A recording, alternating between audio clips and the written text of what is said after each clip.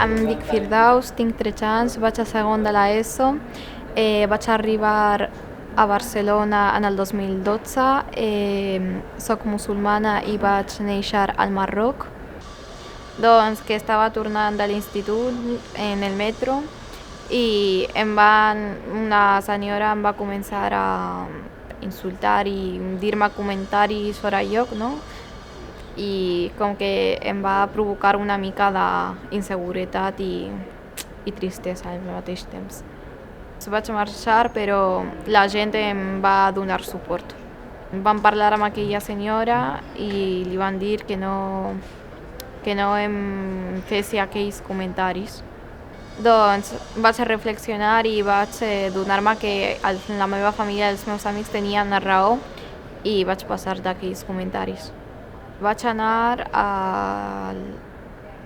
als Mossos d'Esquadra, sí, i els vaig explicar el lloc i on va passar i tot, i vaig fer una denúncia.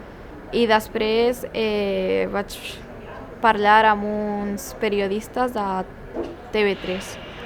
Doncs com que el meu germà va publicar un tuit en el Twitter, ells van contactar al meu germà i el van preguntar. Llavors van fer una entrevista amb mi i em van preguntar què havia passat en aquell moment. Doncs jo crec que hauríem de fer tallers o activitats als instituts i col·legis, etc., per fer-los saber d'aquest tema i que sàpiguin que és un tema delicat i que necessita suport, tant com el tema del LGTBI, per exemple.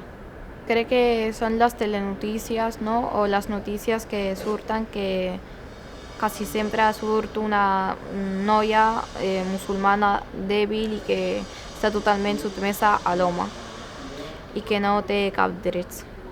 M'afecta que algunes vegades em fa inseguretat pensar en que la gent pensaria aquestes coses sobre mi. Per mi una dona musulmana és aquella que està orgullosa, no, de ser musulmana i intenta esforçar-se per aconseguir el seu somni, no? I té drets.